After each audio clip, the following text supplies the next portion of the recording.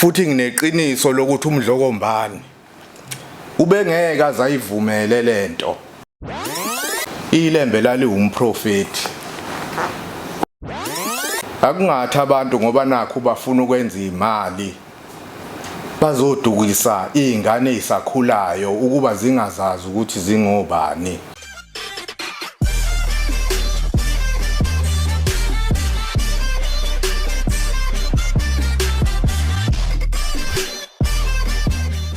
Ilembe leqamanya amalembe ngokhalipha ushaya ngesabana uMushaka ushaka inkosi yasemashobeni ute kulabafazi bakaNomgabhi ebebelitekula behleze emlovini bethi ushaka kubusa akuba inkosi kanti kunyaka nazawunethezeka inkomo ekhala emthonjaneni izizwe zonke zizwile ukulila izodunjwa waselengweni yazwa amancenceza wakhali yazwa amantungwa akasokhumalo umlilo othethe ebakamjokwane umlilo othethe oshubhangangu oshisa ikhove esedlebe kwasha nesemabedlane into ethe egole ngathi zamkho onto kwamalandela yathi kusuka balala ungabezwa bethi vale ela njalo sonjalo si abashokono kandaba babhulunywa kumbulazi ngoba evalela ingonyama odabule ndima ebona umgovu abafazi abanendeni baphuluza imkhubulo bayishiya ingqindi nembe yasala emanxweni wadabula bhuzane phezulu wakhethela udwe endwe ebole inyamazane wadlwa umcombo sigoduka wabuza indlu lakudenjwa kanti ngabe uyibuze ngiboza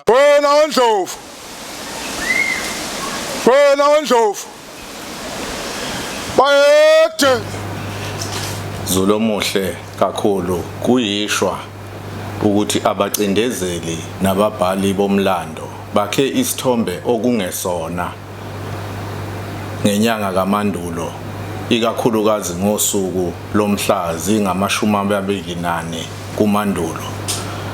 Njengoba sazi sonke lubungazwa minyaka yonke lubizwa ngosuku lomkhosi weLembe.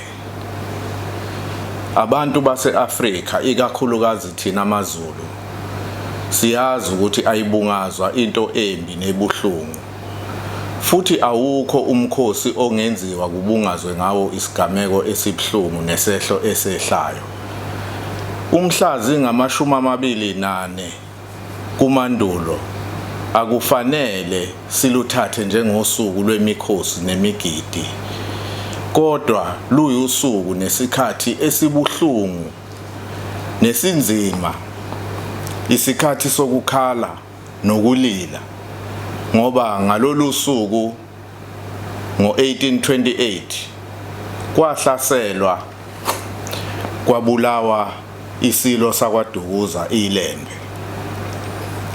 Empeleni singabuyela emumva ngamehlo engqondo.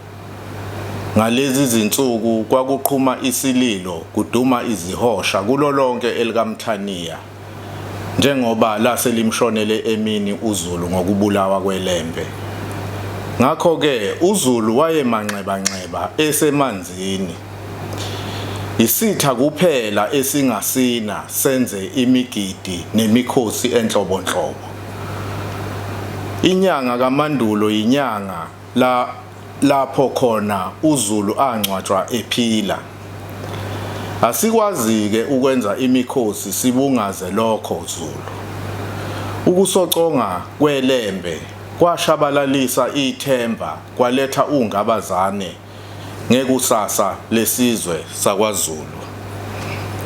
Uma sikhuluma ngeLembe kufanele sicabange sijule ngamangwevu, ubuhlakani, ubuqhawe namandla elaliphiwe wona ngumveli kuqala elawakhombisa lapho libumba uZulu. Namuhla uZulu uyisizwe esikhulu nesihlonishwa umhlaba wonke ngenxa yomnikelo weLembe. Imicabango ngeLembe kufanele isigqugquzele, isivuselele, ibuyise ithemba, ukuzazi, ukuzithanda nokuzihlonipha. Kufanele futhi ivuse uthando olujulileyo lokuthanda nokufela izwe lethu nesithunzi sabantu bonke ikakhulukazi abantsundu emhlabeni wonke. Kukhona umzabalazo omusha okufanele singene kuwo sonke njengabantu abantsundu emhlabeni ikakhulukazi thina njengoZulu. Uma kungenjalo siyoba umlando nemisebenzi yeLembe siyobe siyenze imfeketho. Lokhu lokhu kuyaphuthuma ikakhulukazi kulesi sikhathi sokuntengantenga nokucekelwa phansi kwabantu abansundu ngosopolitiki. Izehlo nezinqumo zosopolitiki zakamuva ziubuyisela emumva umzabalazo wenkululeko yomuntu onsundu ngokwezomnotho kanye nenhlalakahle yethu, futhi kusidicilela phansi nesithunzi sethu. Kusidicilele phansi nesithunzi sethu kwasenza ihlaya ikakhulukazi kwabamhlophe. Kusikhathaza kakhulu ukubona ubukhosi kungathi bufuna ukuncetheza kosopolitiki nongxiwankulu engabe bunikeza uholo lomzabalazo omusha, ngoba empeleni ubukhosi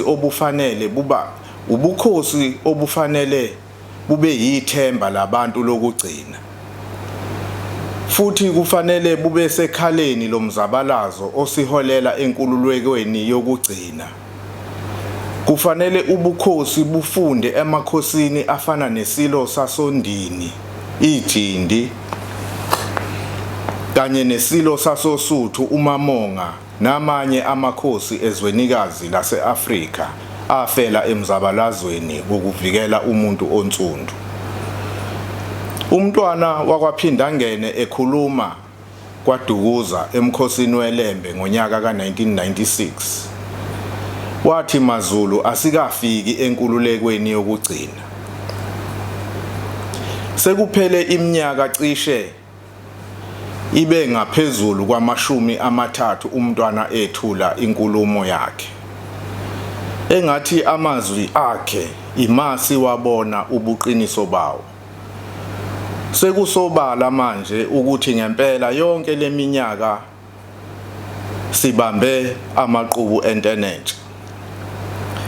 Ngisho ingane ekhasayo isibonile ukuthi osopolitiki bethu abasekho emzabalazweni wokusebenzela abantu. Ngakho-ke lokhu engikushoyo kubiza ukuba yilowo nalowo phakathi kwethu asukume abhukule, sonke senze konke esingakwenza ukuzikhulula nokuqabula amaketangu obugqila esilokhu siwahudule njalo. Kulesi sikhathi izinhlaka nezakhiwo zobukhosi nobuholi bendabuko kufanele buvuke bume ngezinyawo, buzivikele empini ephakwa umshoshaphansi ukudicilela isithunzi somuntu onsundu kanye nobukhosi ikakhulukazi lobu bakithi kwaZulu. Umzabalazo weLembe namakhosi onke ohlanga kwakungewona umzabalazo wokuzicebisa nokufuna ukuzakhela udumo. iLembe lalikuqonda ukuthi likhonjwe umunwe womlando ukuba libumbe lesi sizwe. Njengoba kulonyaka kuphela iminyaka eyi109 neminyaka yesikhombisa kwakhothama iLembe, kufanele sizikhumbuze ukuthi konje ngabe iliphi ifa elasishiya nalo iLembe, nokuthi ikuphi esingakwenza ukuze silandele ezinyathelweni zeLembe. Ikuphi okufanele sikwenze ukuqinisa indlela eya phambili njengesizwe esinsundu. Kuningi okungashiwo ngempilo yeLembe njengophawu esingafunda okuningi kulo. Kodwa ayikho inkulumo eyodwa engakwazi ukulanda ngokupheleleyo futhi yenze ubulungiswa ngempilo yeSilo uNodumehlezi. Ngakho-ke ngizothi qaphu izinto ezimbalwa engibona ukuba kufanele singazilibali nanini njengoZulu ezaba yimigomo nezinkolelo ezazilawula zibusa imicabango nempilo yeLembe. Okokuqala, uthando lwezwe lakhe. Kukho konke elakwenzayo iLembe lalilawulwa uthando olungachazekiyo lwezwe lakhe nomuntu onsundu. iLembe nesizukulwane elaphila phakathi kwaso lalingenza noma yini ukuvikela izwe, umnotho wezwe kanye nenhlalakahle yabantu bakayise. Ngibona ukuthi kuyinselelo enkulu esibhekene nayo njengesizukulwane sanamuhla ukuba sifunde kwabasandulelayo, sifunde ukuzithanda, sithande nezwe lakithi, singanikeli ngezwe ezigebengwini kondlebe zikhanya ilanga nakubantu abashiya amazwe abo bafohle imingcele bedelela futhi bebukela phansi imithetho yezwe lakithi nathi uqobo ngokungekho emthethweni ezweni lakithi. Okwesibili, kufanele impilo yeLembe isinike isibindi sokubhekana nenselelo yokuvikela umhlaba kanye nokubuyisa umhlaba wokhokho ongakabuyi kuze kube manje. Osekucaca ukuthi ipolitiki angeke iwubuyise. Umbuzo ke uthi njengoba lokho sekusobala, ngabe sizonikezela noma sizosukuma siholwa amakhosi phansi sililwele izwe lethu ngoba siyobe sehlulekile uma singazange sizibuyisele emasisweni ngalesi sizukulwane sethu. Okwesithathu, ubunye. Okunye okuphawulekayo ngempilo yeLembe ukuba lalikholelwa ebunyeni nasobumbanweni lwabantu abansundu. Lokhu kucace bha uma sibona imikhankaso yalo yokubumba uZulu lapho elaliqoqa khona izizwe ezehlukene lizihlanganisa ukuba zibe isizwe esisodwa esibumbene nesinamandla futhi esasizokwazi ukubhekana nezinselelo ezasevele zibonakele njengoba abamhlophe basebevele befikile ezingxenyeni ezithize zezwe. iLembe lalikuqonda kahle ukuthi njengabantu abansundu siyonqoba kuphela uma siyimbumba simunye. Kuze kube namuhla ubunye bukaZulu yibona obuwumqhele wethu nokwenza ukuba uZulu ehluke kwezinye izizwe. uZulu uyakwazi ukuphumela obala abe yiqeqebana. Lokhu yikho okwenza ukuthi abanye baxhaphazele izisu osekuze kwasidalela isigcwagcwa kwabanye. KwaZulu uma sesithe hlangana Zulu kuphuma nesinedolo naso singafuni ukusala ngaphandle nxa uZulu esehlangene. Kufanele sibusebenzise lobubunye noma lobubunye ukukhuluma ngazwi linye ukubhekana nezingqinamba ezimbethe izwe. Ngibala ukuqonelwa kwabantu bakithi kwezomnotho nokwephucwa isinkwa ikakhulukazi emalokishini nasezindaweni ezisemakhaya ngabantu bokufika abangenazo nezimvume zokuba kuleli kumbe okubagunyazayo ukuba bangavula amabhizinisi kuleli izwe. Lokhu ngikusho ngokungahlonizi, alikho izwe elingenawo umthetho. Ngakho ke asikwazi ukuvumela izigilamkhuba ukuba zisephuce lokhu okuncane esinakho, zibulale intsha yakithi ngezidakamizwa nokushushumbiswa kwabantu, ukuhlukunyezwa nokubulawa kwabantu besifazane. Kodwa nxa uZulu engakhuluma ngazwi linye, angakhuluma kube kanye, izigilamkhuba nezephulamthetho ziqonde ukuthi lomkhonto ukuthi labo abangenazo izimvume zokuba kulelizwe babone indlela abeza ngayo. ikakhulukazi lapha kwelikaMthaniya. Inselelo enkulu esibhekene nayo njengama-Afrika jikelele ukwehlukana phakathi nokuvumela abacindezeli basehlukanise ukuze bakwazi ukungena phakathi kwethu bazenzele umathanda. Ekugcineni i-Afrika kufanele ibumbane futhi nginenkolelo yokuba kusemahlombe esizukulwane sethu ukuba lokhu kwenzeke. I-Afrika njengezwekazi iqale ikhulume ngazwi linye ezintweni ezithinta abantu base-Afrika. Kodwa lokho kufanele kwenzeke ngendlela ehlelekile nehlonipha imithetho yalelo nalelo zwe lase-Afrika. Hayi njengoba kuthi nxa sikhuza imikhuba eyenziwa abukufika kulelizwe bese sithelwa ngodaka lwezinofobia, kodwa iqiniso laziwa kahle. Okwesine, ilembe lalikholelwa kukho ukuzigqaja nokuzazi. Ilembe lahlanganisa izizwe eziningi lazenza isizwe esisodwa esinobuzwe obubodwa kanye nesikompilo elilodwa futhi elehlukile kwezinye izizwe.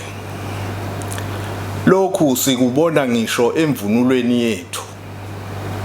Siyazi ukuthi abanye ngokungaqondi bakubiza ngedimoni lobuhlanga. Lokhu kungaqondi okuyingozi, kodwa futhi kuhamba nomona lapha bebona ukuziqhenya nokuzigqaja ngobuthina ngokungahlonisi.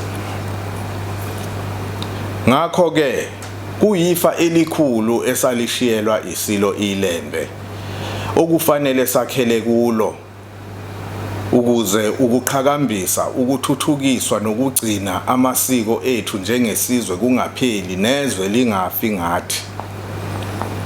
Kufanele futhi ukuziqhenya kwethu ngobuthina sikusebenzise ukufundisa nokwedlulisa ulwazi olumqoka ngesizwe sethu ezizukulwaneni ezizayo. Ningabanaki laba bathi lokhu sikwenza ngoba sinedimoni lobuhlanga.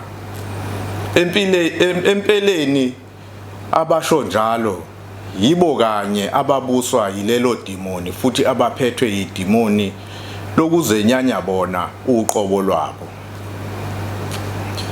Empeleni leyo imfundiso yamakoloni eyayihlose ukuba singabungazani ngokwehlukana kobuhlanga namasiko ethu, kodwa lokho kusetshenziswe njengesikhali sokutshala ukwehlukana nokuzondana. Zulomuhle, okunye engifisa abantu bakwaZulu bangadideki kukho ukutshelwa umlando ongekho ukuthi kunabathile abafike nesiko noma namasiko athile lapha kwaZulu. Ayikho leyo nto, kuphela belekelela uma ngabe umdlokombane evuselela amasiko ayesevalwe ngabamhlophe ngoba babengayithandi imigidi eyayihlanganisa isizwe.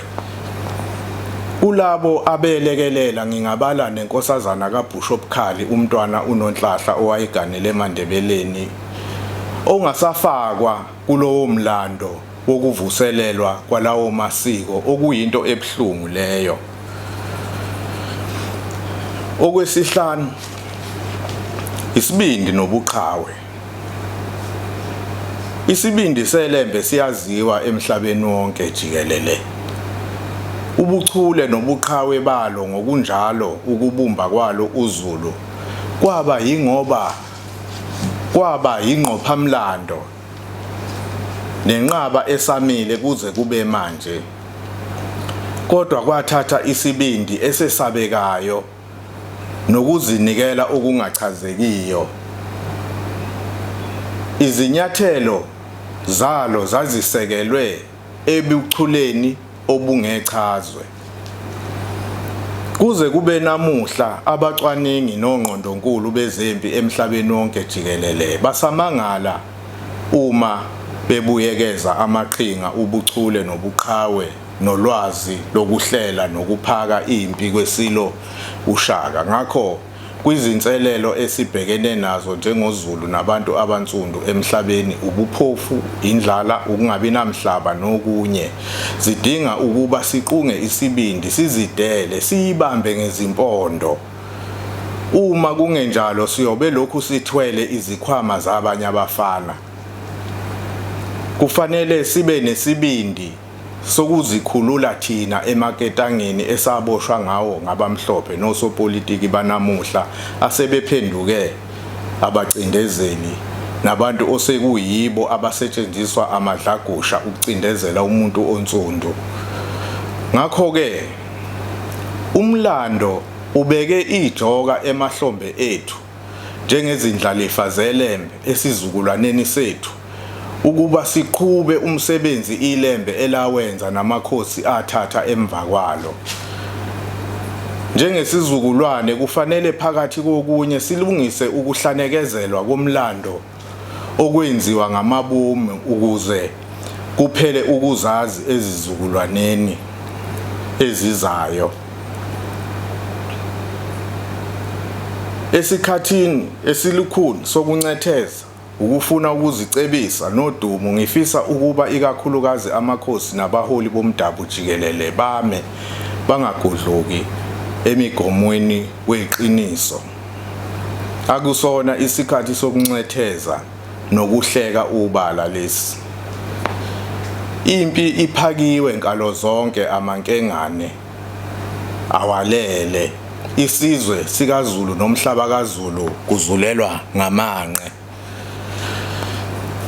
Angiphethe ngokuthi njengesizukulwane selembe namakhosi onke asalala othulini lomhlaba nabanumzane amafelabukhosi kufanele semukele inselelo esiyinikwa umlando yokuba siqale umkhankaso omusha wokuba zibuye emasisweni, sibuye isithunzi somuntu onsundu ngokupheleleyo emikhakheni yonke yempilo, futhi silwele ubulungiswa obufanele nobungacishe bukwazi ukusesula izinyembezi ngenhlupheko esayembathiswa ngamakoloni kulelizwe.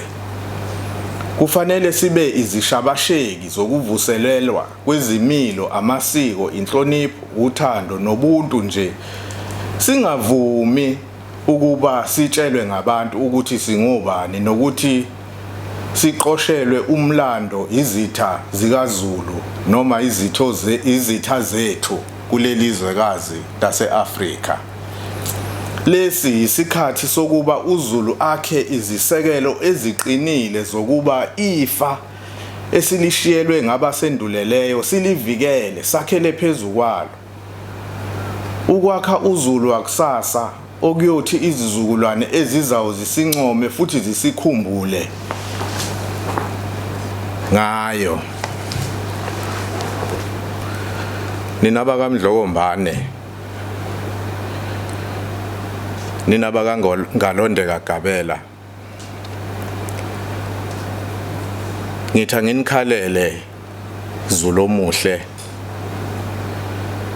sizwe sikaNodumehlezi, ngeminye yemithetho esiyibone iphakanyiswa ngabaholi bethu esibathandayo nabasimele ekuphathweni kwezwe, nesithembele kubo ekutheni basivikele, bavikele amasiko ethu nobungcwele bethu njengesizwe esinsundu.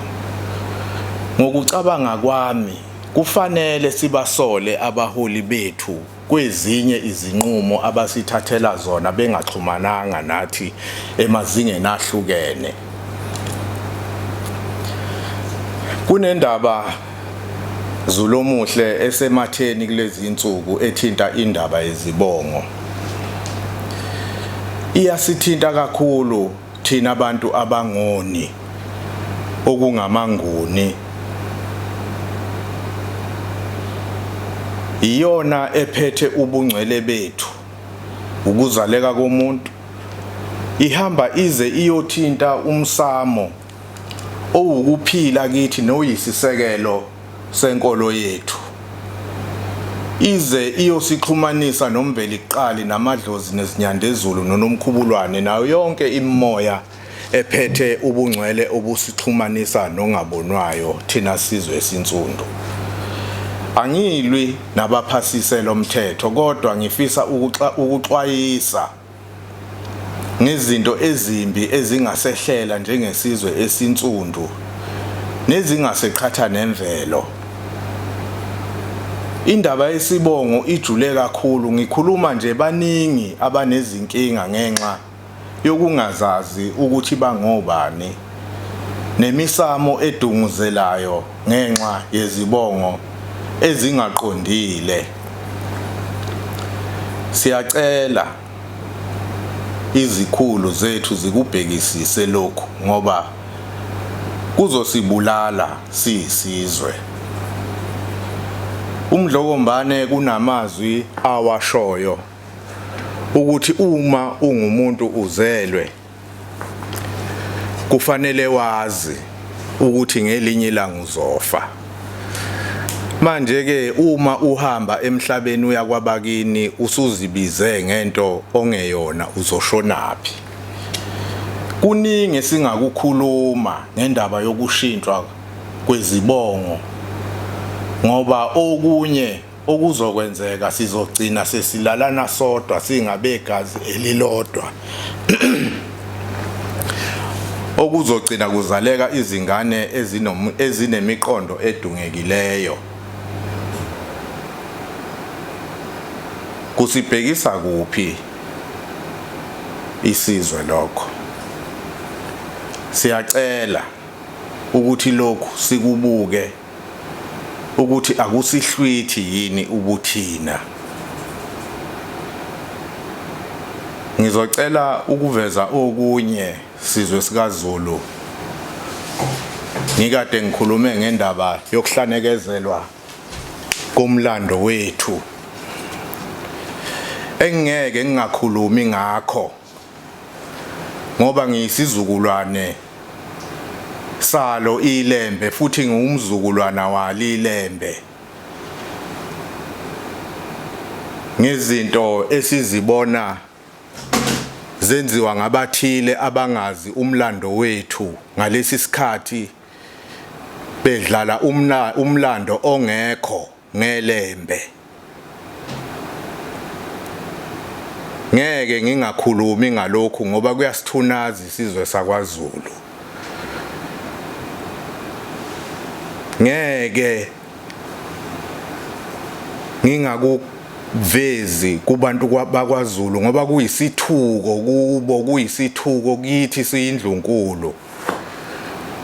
Futhi ngineqiniso lokuthi uMdlokombane ubengeke azayivumele lento ngoba kwakhona lokho kwakwenziwe ekuqaleni kwakunezinto ezayingakhulumi ngelembe eselenziwa umdlwembe namuhla. Ngikubalulile enkulumeni yami ukuthi ilembe lalikhonjwe umunwe wasemfihlakalweni. Ilembe lali umprofeti. Akungathi abantu ngoba nakho bafuna ukwenza imali bazodukisa izingane ezisakhulayo ukuba zingazazi ukuthi zingobani. Lokho ngikukhuluma ngokungesabi. Kubhlungu ukuthi kukhona abakuvumelile abasendlunkulu esingazi noma khona bese benikezwe khona. Kodwa nje ngithi angikuveze nina besilo ngoba kunomsebenzi omkhulu osasimele thina njengesizwe sakwaZulu ukulungisa isiqalekiso esashiwa ilembe phezu kwesizwe sakwaZulu. Ngiyathokoza nina besilo.